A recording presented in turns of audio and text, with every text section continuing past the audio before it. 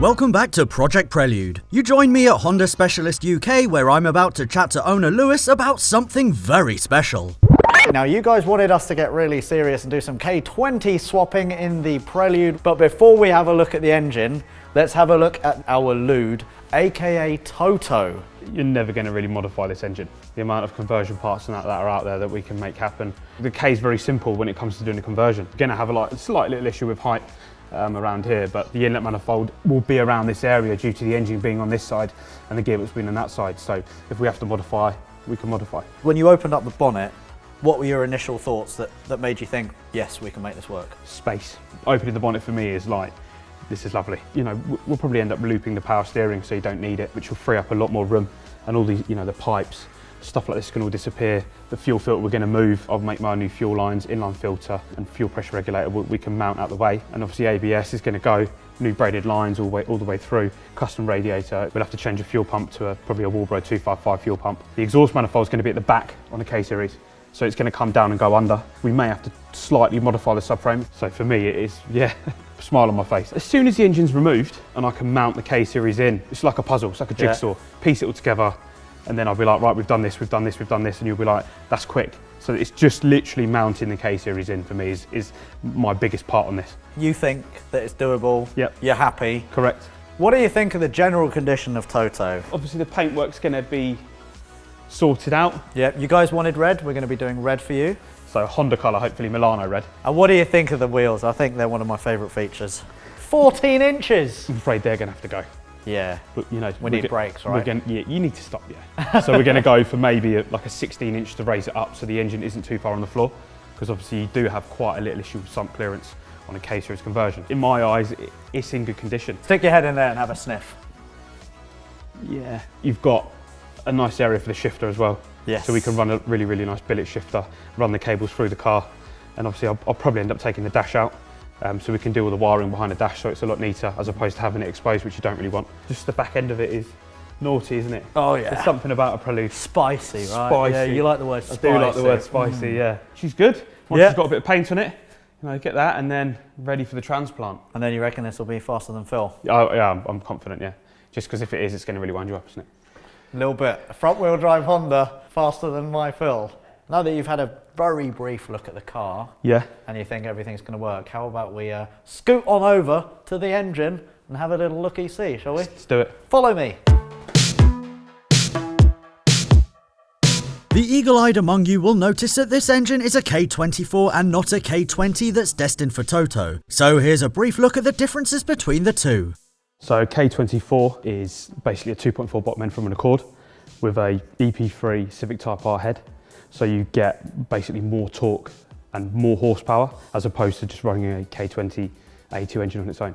But we're going to go for the K20 because it's more cost effective. Is it also shorter? Or? Shorter block, yeah. Why is it so awesome? Why do people love swapping them? So the pros are obviously very available, very reliable, obviously really good power out of the box from a factory 2 litre. You can do like obviously bolt-on inlet manifolds, exhaust manifolds, stock throttle body and just a calibration and you'll see 240 horsepower. When we put them into an Integra or an EG, there's so much space. You can change stuff. You know, doing a gearbox is far easier doing a gearbox or a clutch swap on a converted K-swap car as opposed to an EP3 or a DC5 because their engine bays are really, really tight.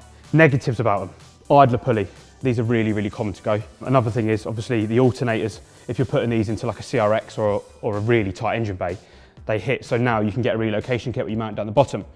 Also, you can leave that there if you have space and run power steering down the bottom. Also, timing chain stretch are quite common. And yeah, a lot of people run these on track without a baffle sump. And I really, really recommend putting a baffle sump in, even if it's just a welding.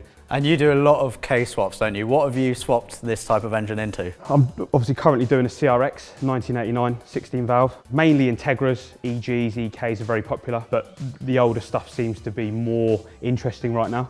Yeah, and you got really excited about the Prelude, didn't you? I did indeed, yeah, and that for me is going to be, yeah, probably a very, very interesting build. How much fabricating and how much work do you anticipate? The mounts might be an issue due to not many people have done them, so they're probably not going to be made. Maybe have to cut the subframe out. We'll probably have to look at what CV joints we're going to need to use. We'll use original EP3 drive shafts and probably make our own shaft to make it fit like we do. You know, the conversion harness, I can sort that out. And then we'll just use the engine loom and obviously a K-Pro ECU from Hyundai and go from there.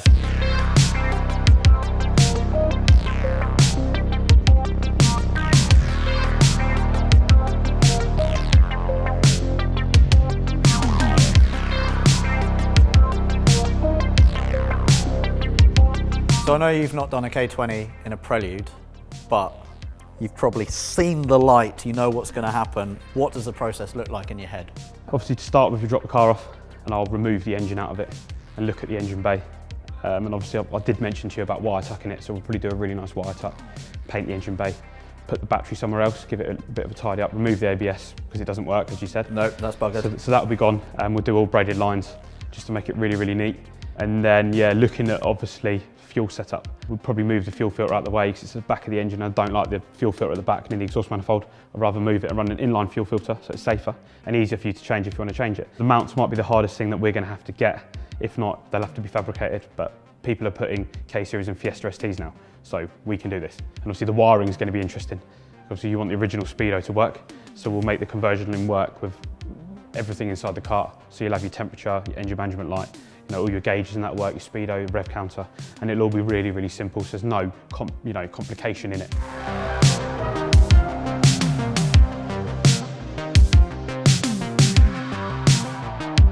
Tell me a little bit about you. Why do you love Hondas? How long have you been doing this? How long has the business been going? The business has been going about 4 years now.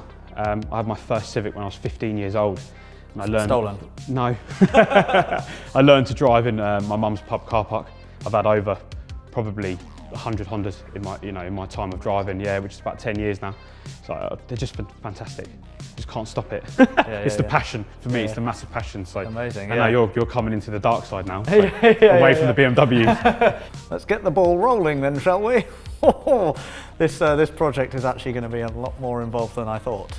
Definitely. Yeah. You know, the interesting thing about Project Prelude is that it started as living with an alternative daily, where I would just daily the car and say, oh, look how cool it is. Why should you buy something like an A-Class when you could buy one of these cars for £970 on eBay and just daily that and have fun and have a cool alternative classic daily. But not be able to brake. But not be able to brake. And yet, here we are with you talking about an engine swap. Me, right? For us, it's going to be very, very interesting because it's going to be the first one in the UK.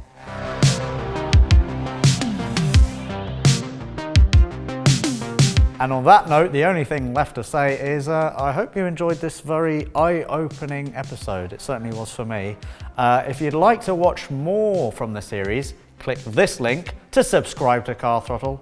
Click this link, and if you want to check out the Car Throttle shop, the link is over there. Can't fist it. That's a shame. We need one where we can fist it. I can sort that out. Thanks.